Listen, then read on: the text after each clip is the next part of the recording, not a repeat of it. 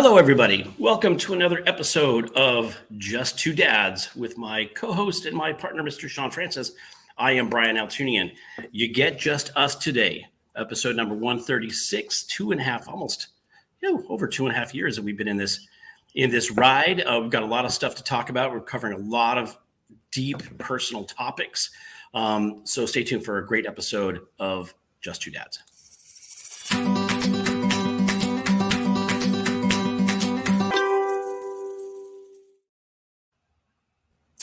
Hey, everybody. Welcome back to Just Two Dads. I almost said we are Just Two Dads. That's so funny. I am Brian Altunian alongside Shawn Francis, episode number 136. Isn't it terrible when you listen to somebody and they've got a scratchy throat? Sorry, it'll come clear in a second. If you're catching us live on Facebook, welcome. Please leave us comments. We'll try to put them up on the chat. If there's something you'd like us to talk about or you have a comment you'd like to make about what we're talking about, please put it on there. And we'll try to answer it during the podcast. If you're catching us after the fact on our Just Two Dads YouTube channel, welcome. Please subscribe, hit the like button, share with your friends. Help us with the algorithm there. If you're catching us on podcast outlets, Apple Podcasts, Google, wherever, thank you for listening in. Thanks for letting us be a part of your travel or your day. And if you would like to make a comment to us, but you can't through your radio, do people use the radio anymore, Shawn? Send us an email. Yes. I haven't turned on a radio in a long time. Hit us up with an email at wearejusttwodads@gmail.com. That's all one word. We are just two dads, the TWO, @gmail.com. And if you're catching us on WSTX AM radio down in the U.S. Virgin Islands, thank you for letting us be a part of your day as well. We look forward to another great conversation today. We've got some guests lined up for the next 3 weeks and some really phenomenal topics, some stuff that's been very personal and things that we've been working on and dealing with ourselves. Things like life and death and love and war and, everything in between. And so we'll be talking about that over the next couple of weeks. We do have great guests over the next 3 weeks. So tune in. With that being said, welcome, Shawn, my friend. How are you feeling today? I'm feeling good, man. I'm feeling good. Little pause there. There was a little pause there. Because I'm trying to think. It's a very interesting time. We're going through. There's a lot of transitions. We had a death in the family within the last month, and it took place in May. And May for us is usually a busy month because we have Elijah's birthday, who, as everyone knows, is on the autism spectrum. He turned 17. Yeah, geez, that's crazy. Yeah, it's crazy. Yeah, we have our oldest of the boys' birthday as well. We also then have mine and Laura's wedding anniversary. We have Mother's Day, and we have my mom's birthday as well. All within like the first 2 weeks of May, and all of those things coalesced with the death in the family, high school graduation, and we have been without a kitchen for the last year. I think we had a leak that just damaged the kitchen from one of the upstairs bathrooms, and then so that turned from repair to remodel. So the entire house kind of, and it brings me to why we do the show and why you and I talk about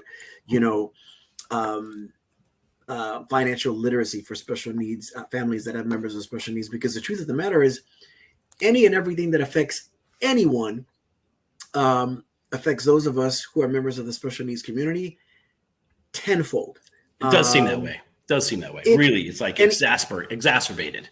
It just is that way. So if you think of anything that is important to anyone, being seen, being heard, knowing that you matter, knowing that you have purpose, all those things, you take all of those things, money, health, love, whatever, and just when you add the special needs component to it,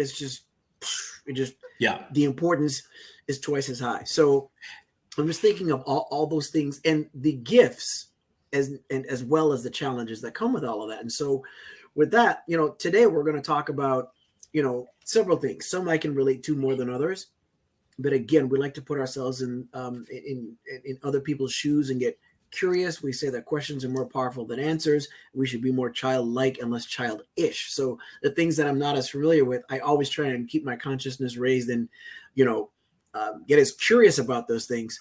So the stuff we're going to be talking about, some of them I can relate to, some of them we're going through and about to face, and some of them at least one of them, I hope I never have to deal with, which is as follows: discussing the birds and the bees with your child or loved one with special needs, the idea of dating, being a single parent with a child with special needs and dating, and that's something you can relate to. And what I would say is, what made that come about is there was a friend of the show who was a previous guest who has a younger brother with autism. And she made a post talking about how she was crying in the post, just being transparent and saying that she knows that she is the person that is going to care for her brother when her parents are too old to do so. She's not even talking about them passing away. And she is at a stage in life where she's single and wants to be in a committed and loving relationship, to say nothing of marriage. And she knows that eventually whoever she marries is going to have to accept all of that and to some extent be willing to be a co-caretaker as well. And I responded and just let her know that guy's out there. You might not know who he is, but he's out there. So there's that. And then the last thing is then transitioning from adolescent to teen, and then from a teen to an adult. We're in the midst of the latter while we have experience with the former. So that's where we're at. I think that the theme for the day is transition, because it is exactly what you're talking about. It's transition, whether it's at school, at home, in relationships, in life, the life of transitioning. I think it's a great overall general topic. And I think it's something that we can cover a lot of ground. So let me start by asking you this: what for you is the most pressing issue that you're dealing with right now as it relates to transition? And I'm going to mute so I can cough this frog out of my throat. There's, I think, two. The first two, the birds and the bees, and then transitioning from teen to adult. And that being because, as I mentioned, Elijah's 17. He just finished his junior year of high school, and he's in summer school now. And when it comes to the transitioning from teen to adult, the school system takes care of a lot of that, and a lot of his work in the classroom is a balance between life skills and academic. And there's a program after high school that focuses a little heavier on the life skills. He's got a shower in his class, he's got a kitchen, things of that sort. And we try to, and by we, I really mean Laura more so than me. I just try to learn,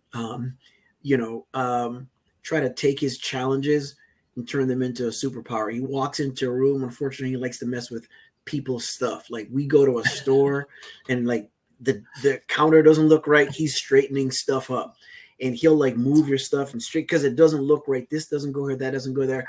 But that can be a benefit with the right job and with the right people and everything like that. So I'm not as concerned about that. Yeah. When it comes to the birds and the bees, that's a whole bunch of different things. Cause I'm wondering, like, will he ever know what it's like to safely and lovingly experience a sexual relationship, much less like marriage and then I haven't had any, the closest we come to having a conversation with him about that is just letting him know that, it's not okay for anybody to touch him. It's not okay for him to touch himself in public, that kind of thing. But still very cursory though, not a whole lot, much more than that. So because of that, that's probably the most pressing. And I hate to jump all over the place, but I didn't even ask you at the very beginning, which I should have, which is, how was your Father's Day? Because at the time that we're doing this, we are in the first, we're broadcasting, we're recording this on the first Wednesday after Father's Day 2023. So how was that for you? It was good. I say that only because, I've got 2/3 of my children are, living far away. My oldest daughter, Jordan, is in upstate New York. And so I got, lovely messages from Jordan, who, by the way, calls me every single day. And we'll talk about Jordan because she's married. And, I'm, as a distant father, since I'm 3,000 miles away, helping to guide her and coach her on, managing her relationship. And it's just like any relationship. It's, got ups and downs.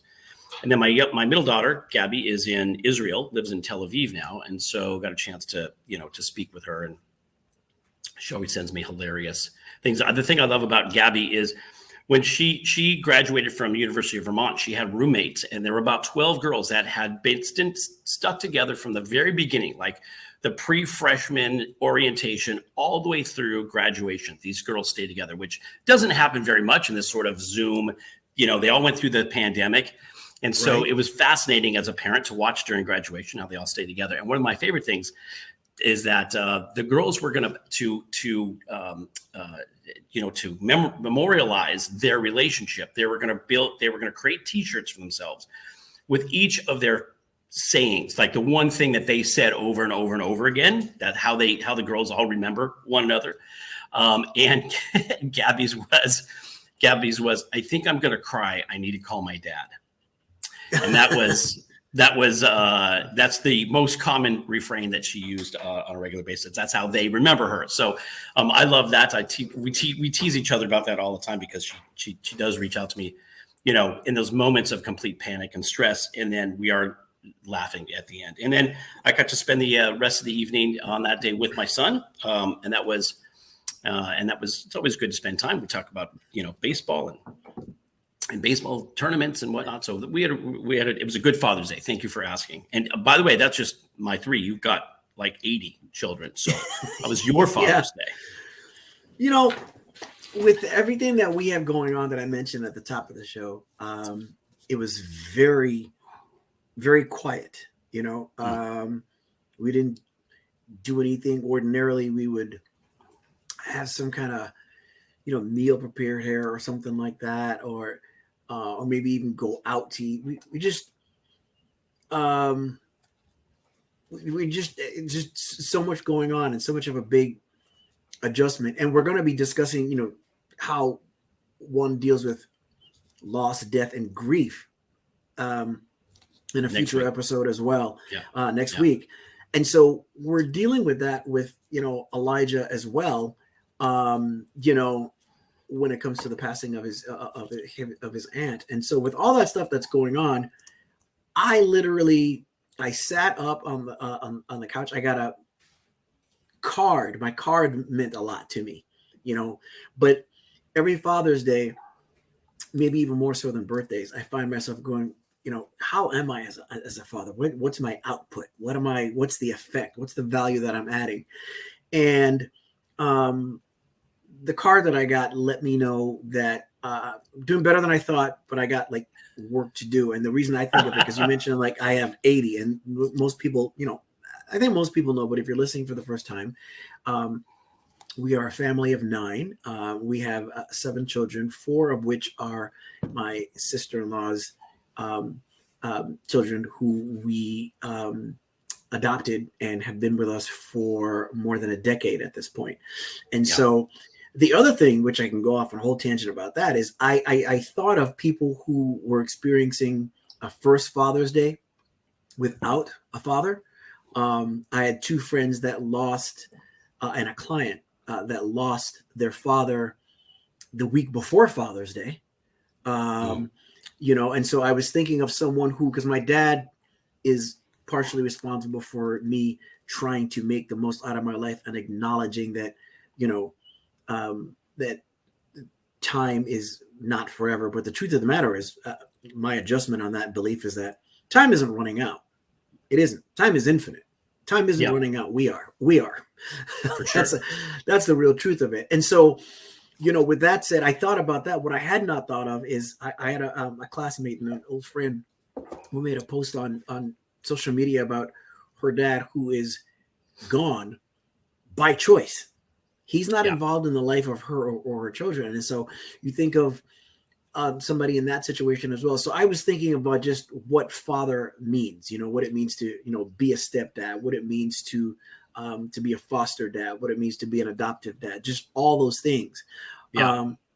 And they carry so much more weight than you might think. But it bleeds over into what we're talking about in terms of, at least, love and sexual relations and things of that sort for a child with special needs, because at the highest of highs, you're like, gosh, I wonder what it'll be like to see my child experience this. Will they experience this? Will they know the joy of falling in love and, and being a parent? And so anyway, because of everything I mentioned, that's more the pressing thing for us than the transition.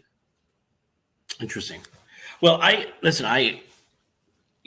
think that as we talk about all the time, the concerns we have for our children are no different than for our neurotypical children. Will they have a relationship that's, worthy? Will they be treated well? Will they experience love? Will they, get married, have children, and all that stuff? And will their relationships be happy? And what does that mean? And how does that work? And so I think it's, again, I think it's something that we talk about.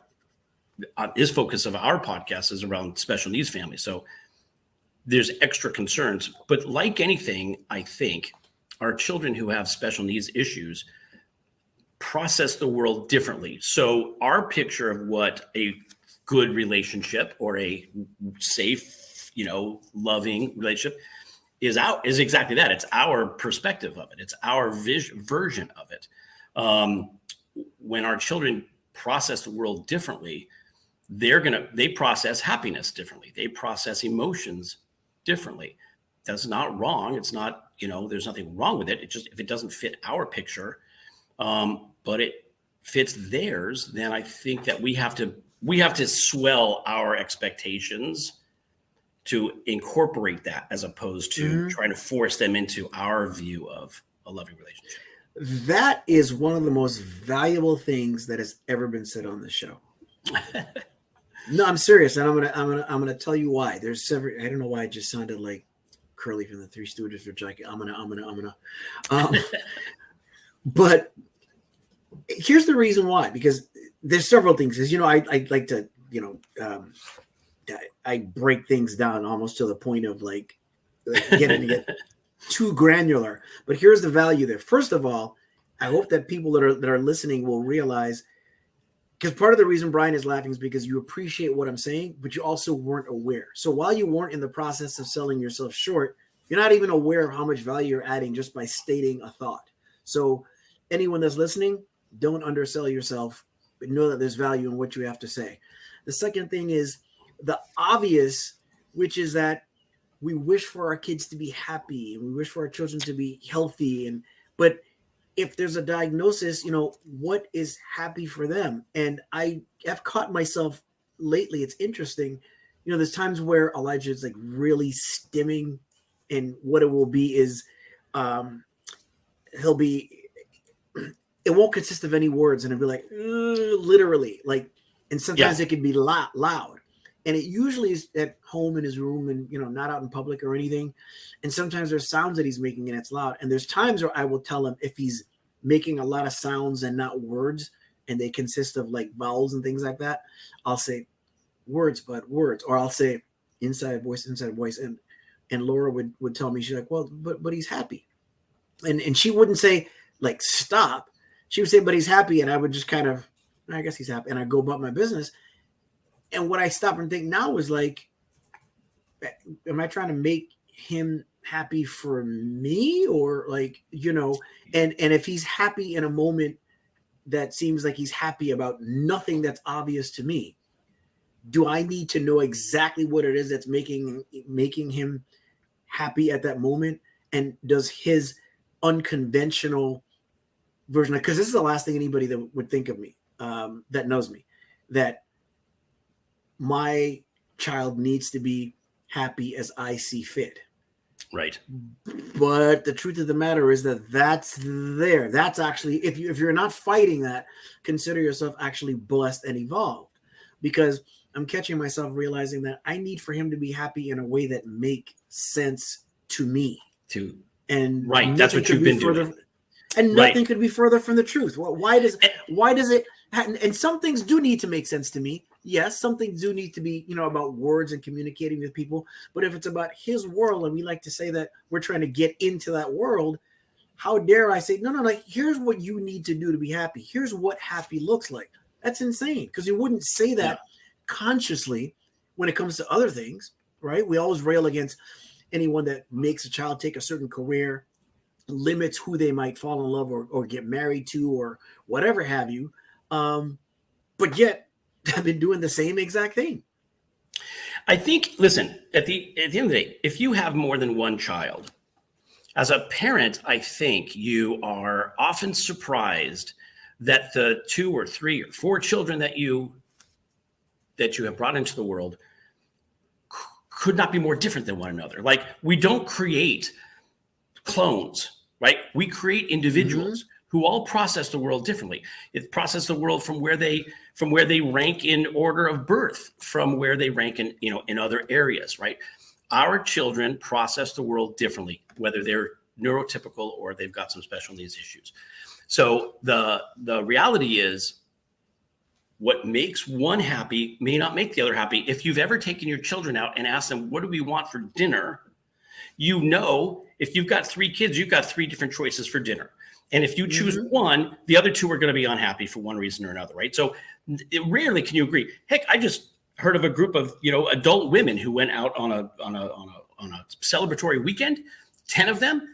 And the fact that they all agreed through the weekend of every activity that they were going to do is a rarity. Even as adults, we can't all agree on what are the things that we do that make us happy. So what makes me happy, or what I think would make me happy in a relationship, is my own experience. It does nothing to do with my children, how my children experience their relationships. We can guide them to make good choices and help them focus on the things, like you said, like personal boundaries, personal space, and that type of thing that keep them safe.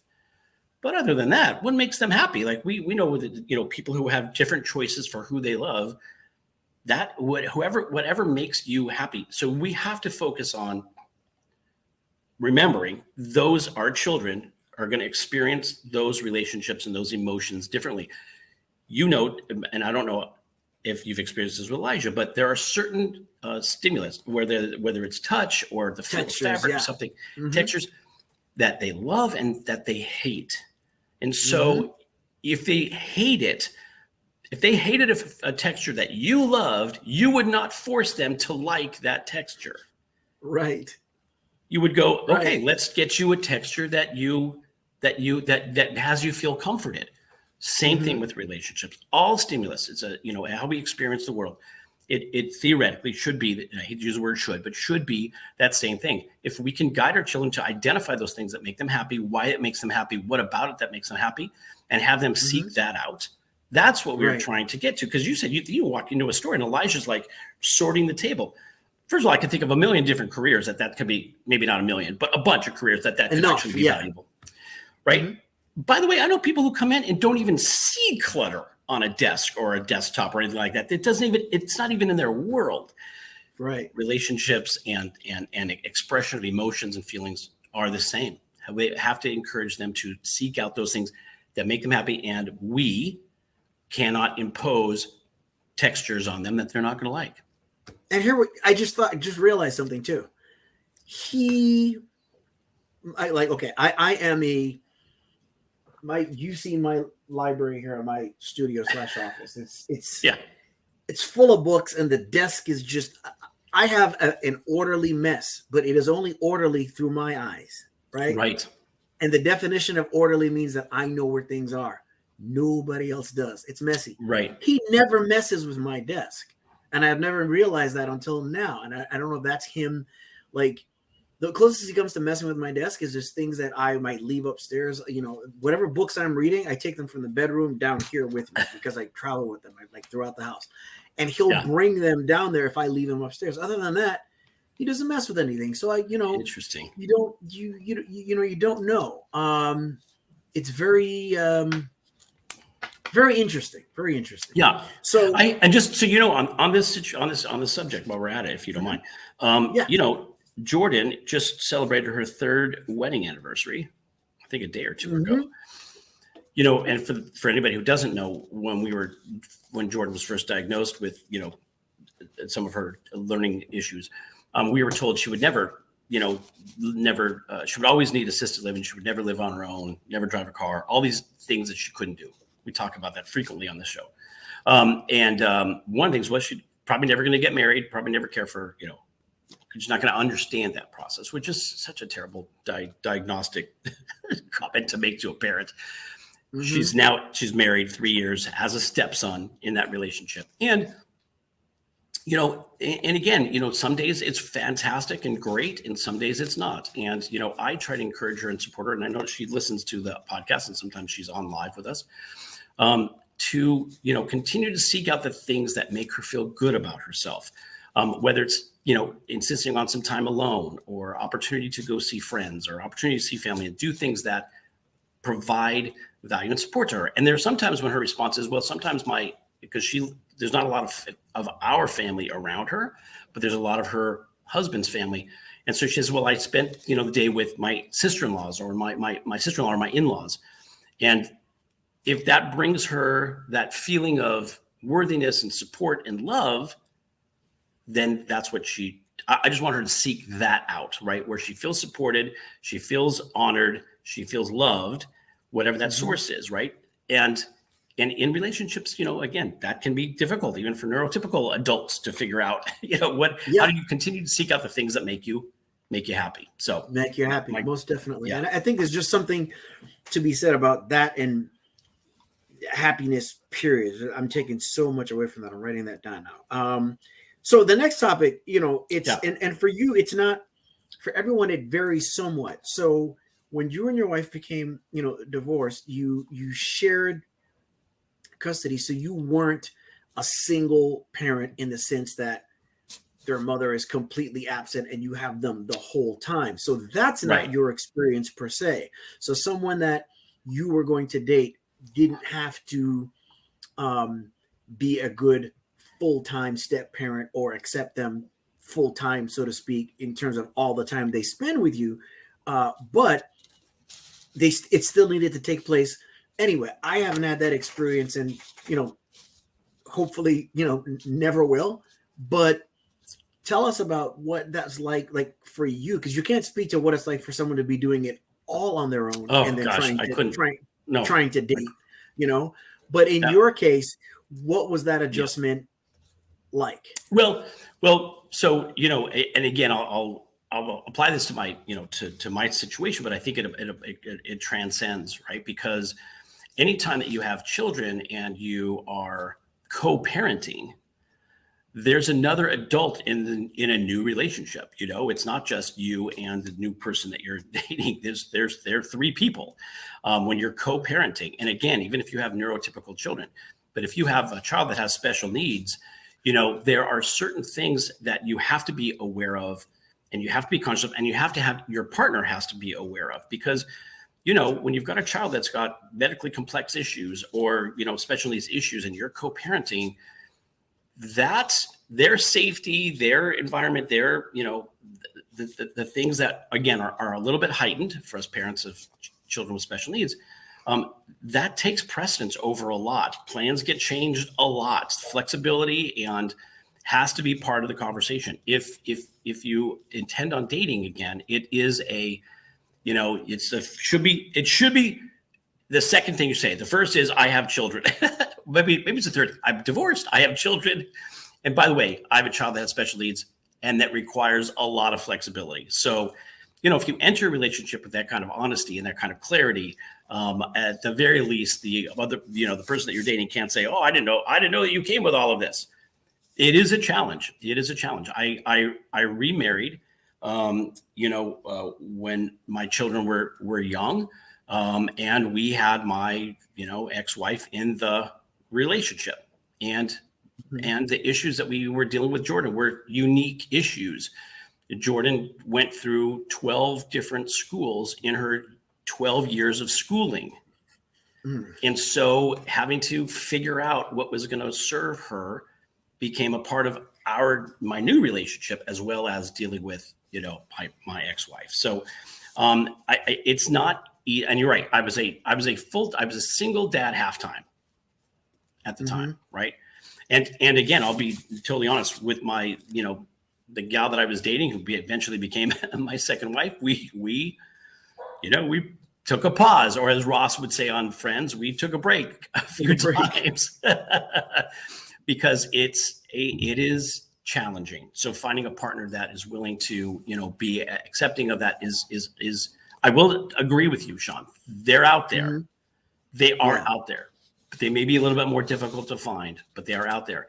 And for any parent who is dealing in that situation, I would say my recommendation would be, you need to serve your soul first, right? Put your mask on before you put your child on, but you need to serve your soul, take care of your child, and then the relationship really, has to be a part of that soul service. Otherwise, it's not gonna work. It's not gonna work well. I was lucky that my second wife, embraced my daughters. I have 2 children from my first marriage.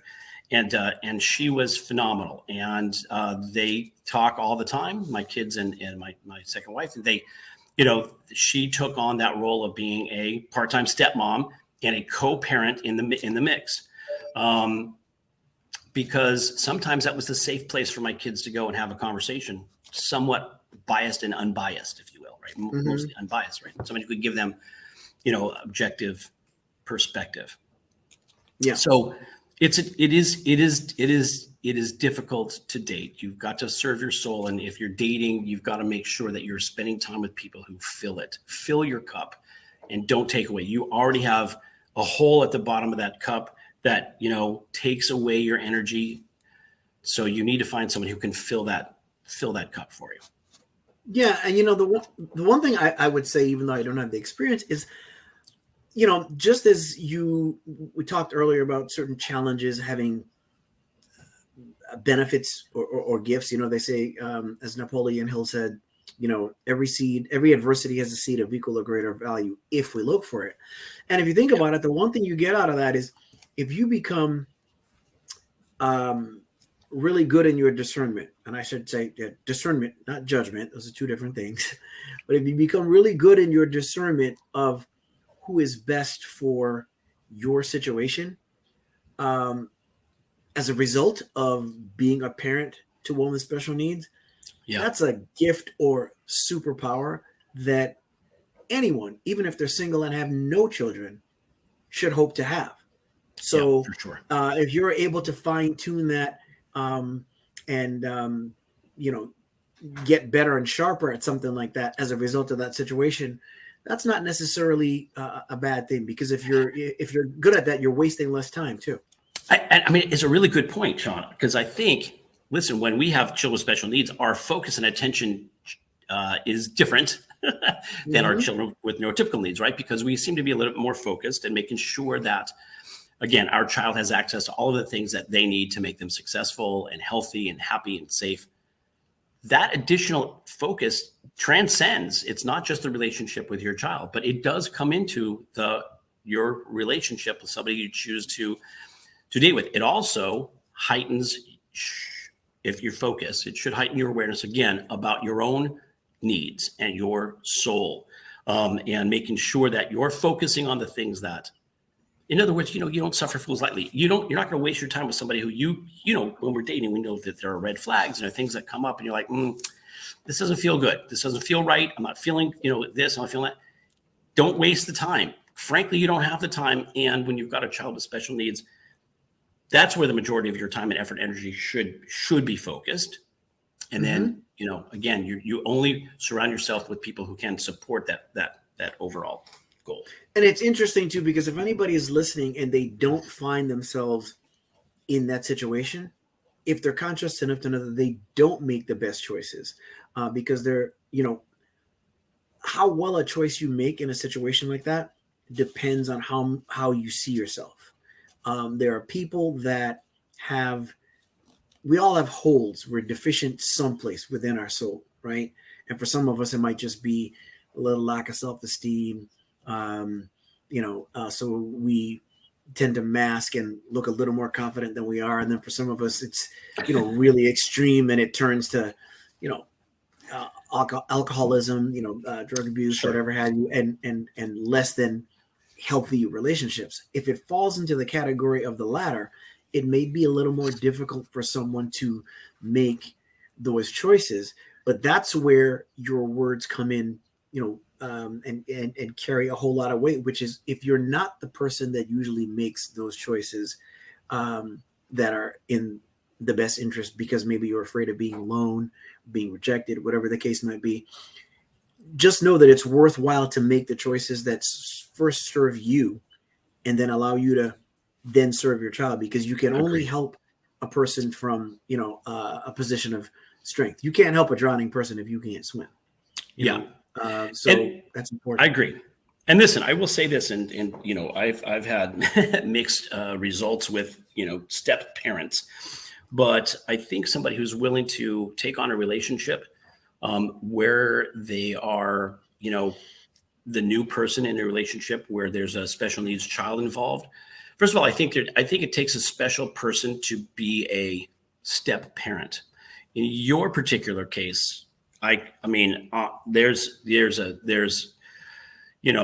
step parent. That's a huge commitment. And then taking on children of a family member is even like, I'm sure that there's a statue, or there's going to be a statue built to you, because you have taken on such a load of parental guidance and love and support and everything. Really, it is truly tremendous. And I think people should know that when you're in a relationship where you are loving children that are not yours and providing guidance and support, that there's a special place in heaven for those folks. Now, again, I have a stepfather. My adult relationship with my stepfather is much more strained than when I was a child. And while it's strained and I have an issue with it, I don't ever forget the value that I got as a child in that relationship, and what he brought to me in that relationship, and the fact that he loved my mother. He adopted my older brother and I. They had a child of their own, who was now over 50, if that's possible. Anyways, but it takes a very special person to be a step parent, and a really special person to be a step parent with a child with special needs, because you're entering something that you didn't, like, you weren't there in the beginning. You weren't there in the process. You weren't there in the uncovering of that, or unpeeling of that onion. And so you're learning those issues, as well as how to be a partner in that relationship. It's difficult. And I think at some point that's something we have to talk about exclusively, being a step parent to a child who has special needs. And I have to tell you, because whenever I'm more of an out front person, we have this show, we have our men's group, I'm on social media, that type of thing. Yeah. That's not who my wife is, but she is as present as she's omnipresent, as far as I'm concerned. You know us, so you know that to be true. So when someone says, this is a great thing, you got a place in heaven, my dad says that, and doesn't say that about me, says that about us. Whenever anyone says that about me, the first thing I do, and I don't consider it deflecting, I just say, I'm half of a great team, try to do my part. But I appreciate it. But when you said, again, this is another example of how we can sell ourselves short, and we don't know how our words can impact people.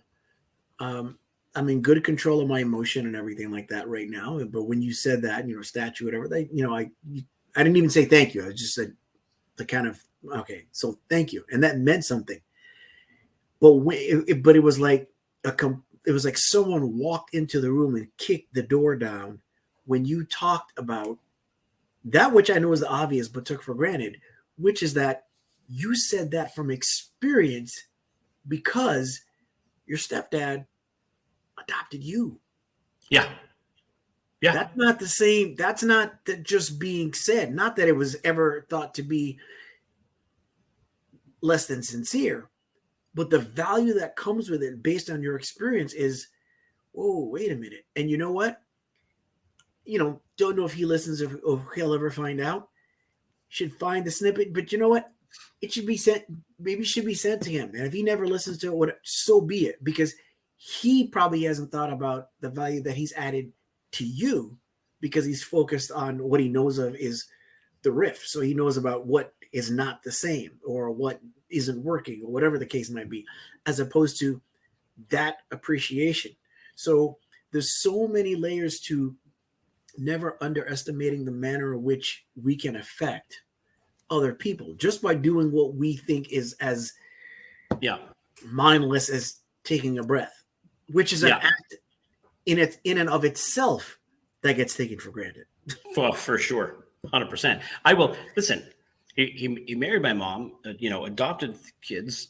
I gave me his last name, and took care of it, of all of our needs, as financial, roof over our head, everything. Great work ethic. There was a lot that he contributed. Now he's human, so he has his issues, as we all do. Right. But he did the most that he knew to do with what he had. It's the chicken soup, tomato soup, right? Sometimes we think, man, my parents are great, but I want chicken soup, and all they know how to give me is tomato soup, right? That's the thing. It's like, I keep asking for chicken soup. I want this goes back to what I was saying before. I want you to love me the way I need to be loved, and you only know how to give me love the way you know how to give me love, but that's not what I need, right? I need this, not that. I want chicken soup. You only know how to make tomato soup. And the reality is they making soup, right? So we both have to make that adjustment. You're giving me everything you have, and I have to acknowledge you don't know how to make chicken soup, but you make a damn good tomato soup. I don't like tomato soup, but you make a damn good tomato soup. If I were to like it, like that. And that's where the good balance in a relationship works, right? When this goes back to our kids too, right? We may think that what we're doing is providing them with soup. You're giving Elijah tomato soup. He may need chicken soup. You just acknowledge that, right? And so you have to take a step back, and because the one thing I do say about my parents all the time is they're limited, but they did and made the best decision. They did the things that they thought was right, and at the time was valid. So I don't fault them, right? So there's no issue in that particular case. It's just that we make decisions based on, sometimes we have anger in our relationships in our families because we want chicken soup and we don't get it. So anyways, all I'm saying is that as a child of adoption, I acknowledge the value that and I've called him my dad my entire life, by the way. I don't call him my stepdad. Because that's what he's been. He's been my dad. And my biological father, who I've had a relationship with in later years, not as much anymore as he's gotten older, but he provided the beginning, and then Altunian provided, the majority of my support. And so I acknowledge the value that they both bring to the relationship as fathers. I acknowledge it. Oops, I just painted on my new microphone. I acknowledge it in my mind, right? So I know that, and I probably need to voice it a little bit more regularly. That's points you're going to make. I know you're going to say that. Anyways, this goes back to supporting our kids and our children and our relationships in the areas of providing people with what they need. Just understanding that they may need something different than what you're providing. Yeah, exactly. And it's funny because it just made me stop and think. You and I talked about looking there was an episode of podcast of good friend and mentor of ours, Ed Milet. We were talking about the value of telling people exactly why you love them. Based on that, and my trying to be conscious at everything. We talked about that. You sent me a text telling me, hey, here's the reason why I love you, blah, blah, blah. And I reached out to the first person I told that to was my wife. I told her exactly why. And it really meant something to her. I got this book that my dad hit me to back in the 80s called The Handbook to Higher Consciousness. So I'm supposed to be as awake as one could possibly be. And as a result of that, you would think that based on that discovery, I've told all the immediate people in my life exactly why I love them. I have not. I told my stepdaughter that this past week, and like she didn't necessarily see it coming. I told her sister like weeks ago, though. You know what I mean? Yeah. So you would think that you did that with everyone. So that's the other thing too. When you tell people exactly why you love them, that's also a step in the direction towards giving them the love that they need, or speaking their love language. And when you have a child with special needs, the love language is going to be different. There's things that everybody needs, but then there's things that your child with a diagnosis is going to need that your neurotypical children don't need. And what you can be sending, if you're not careful, is the exact opposite of your intention. Depending on how strong they are, they may receive that as you love him or her more than you love me, So there's immeasurable value in being able to make sure that you're speaking somebody's language. And if we get caught up in our own, again, goes back to, what we talk about and what is happiness for that person, and what's happiness for them, not for you, which is, it's just such an easy thing to do. Yeah, for sure. And yeah, constantly remembering yourself and reminding other people what they mean to you. I agree. I think that's an important thing. I think it just, again, just like everything else, that's important to anyone in the general community. It's twice as important to those of us in the special needs community, which is remain curious, try and find out about what is important to other people and their language, the skills that you need to attain in order to do the best you can for your child who may have a diagnosis is something that can carry over and benefit your entire life. For sure. Every day. And should, quite frankly. For sure. Well, I also want to say that, we talked also, we love Ed Milet. We talk about Ed in his podcast on a regular basis. And I highly recommend, if you don't listen to Ed, it's definitely worth your time. And he had Rainn Wilson on a couple weeks ago, talking about soul and, again, why we need to have a spiritual revolution. I went out and bought the book right away, and I'm loving it because, again, it at the end of the day, and it comes into all the stuff that we're just talking about and that we talk about regularly, love and kindness. If you can focus on us and what he called otherness, as opposed to selfishness. Yeah. Selfishness. I don't know what that is. But it does make the world a different place. And then I saw a clip of Busta Rhymes at a convention with Gary Vaynerchuk, who's a very big social media influencer, if you don't know, was just talking about his experience of to your point, of consuming content that Gary V puts out regularly. And he said, this guy was so good. He's on stage and he's telling the audience what the audience already knows, Gary V's impact. And he was telling him, he's like, this guy's the guy. He was talking to me, and everything he said, and it wasn't like for a reason. He wasn't making money telling me. He was just giving words of advice. And I love this guy because of who he is and who he is in the world.